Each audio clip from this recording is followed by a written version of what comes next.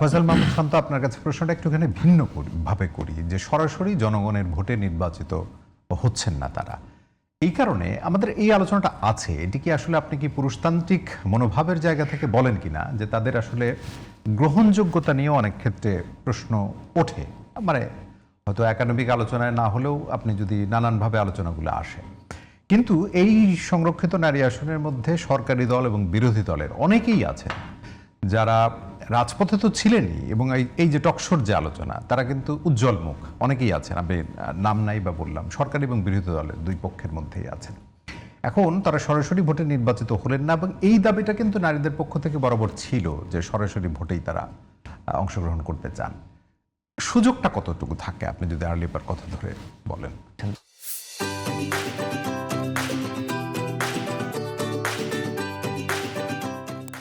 দেখেন, এটা ইন্টারেস্টিং একটা আলাপ যে আসলে এটা কি পুরুষতান্ত্রিক মনোভাবের কারণেই কি তাদেরকে এম্পাওয়ার করা হয় না বা সুযোগ দেওয়া হয় না, নাকি আসলে সিস্টেমটাই এমন যে আসলে এখানে তার এম্পাওয়ার হওয়ার সুযোগ নেই?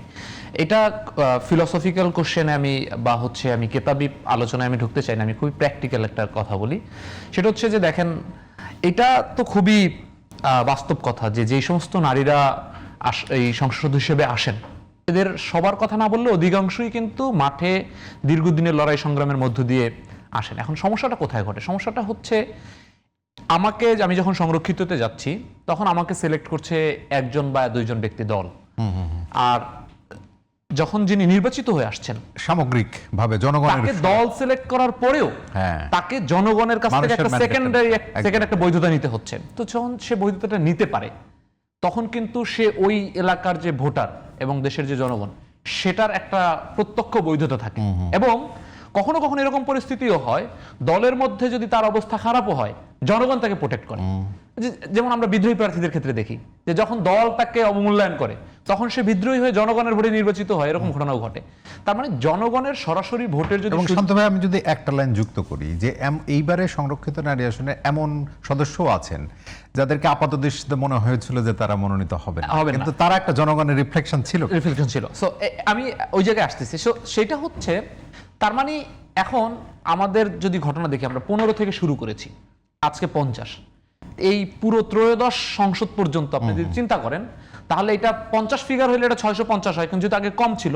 আপনি ধরেন মিনিমাম 300 জন নারীকে সুযোগ দেওয়ার হচ্ছে মানে এখানে সম্ভাবনা তৈরি হয়েছিল বা দেয়ার মতো একটা পজিশন ছিল। আপনি যদি বলেন এই 300 জন নারীর কি রাজনীতিতে এখন রেলিভেন্ট আছে, যে 300 জন পুরো সংসদ থেকে, প্রথম সংসদ থেকে আজকে পর্যন্ত আছে? তার মানে এখানে একটা সিস্টেমেটিক এরর আছে। এই এররটা আমাকে খুঁজে বের করতে হবে। আমি তো একদিন স্বপ্ন দেখি যে, যেমন দেখেন, বিশ্ববিদ্যালয়ে একসময় নারীরা পড়তো না, খুব কম আসতো নানা ধরনের বাউন্ডারির কারণে, কিন্তু এখন যদি আপনি ডিএমসিতে যান, বুয়েটে যান, ঢাকা ভার্সিটি দেন, আপনার কিন্তু নারী খুঁজতে হবে না, কিন্তু সংসদে গেলে কিন্তু আপনাকে নারী খুঁজতে হয়। সো আমি একদিন তো স্বপ্ন দেখি এই সংরক্ষিত আসন থাকবে না, নারীদেরকে সংসদে গিয়ে আপনাকে খুঁজতে হবে না। আপনি বিশ্ববিদ্যালয়ে গেলে যেমন কোথাও এক ঝাঁক নারী পান, কোথাও এক ঝাঁক পুরুষ পান, এরকম সংসদে গেলেও হয়তো দেখবেন যে এক রোতে তাকালে আপনি পুরোটাই দেখছেন নারী। এরকম একটা সমস্যা হবে। তারা জনগণের ভোটে নির্বাচিত হবে, আর এই জনগণের ভোটে নির্বাচিত কিভাবে হবে, এইটার তো একটা প্রক্রিয়া আসতে হবে। এখন তো বর্তমান যে বাস্তবতা, সেই বাস্তবতায় তো নারী যে সেই ফাইটটা অনেক কঠিন, দলের ভিতরে এবং দলের বাইরে। তার মানে এখন সমস্যাটা হচ্ছে, যাদেরকে সংরক্ষিত আসনে মনোনয়ন দিচ্ছে তাদেরকে দল কিংবা তারা নিজেরা এই চ্যালেঞ্জটা নিচ্ছে না বা চ্যালেঞ্জটা দিচ্ছে না যে আগামীবার আর জীবনেও কখন আপনাকে আমরা সংরক্ষিত দিব না, আপনাকে মূল ইলেকশন ফাইট করে আসতে হবে। যেমন আমাদের এনসিপিতে কিন্তু আমরা যেই দুইজনকে আমরা দিয়েছি, আমরা তাদেরকে ইন্টারনালি বলেছি যে আপনাদেরকে কিন্তু আগামীবার আর কোনোভাবেই সংরক্ষিত আমরা দেব না, আপনাদেরকে মূল ইলেকশনের প্রস্তুতি আপনারা নেন। তাহলে কি হলো, আমার কিন্তু সংরক্ষিততে নতুন করে এম্পাওয়ার করার সুযোগ হলো।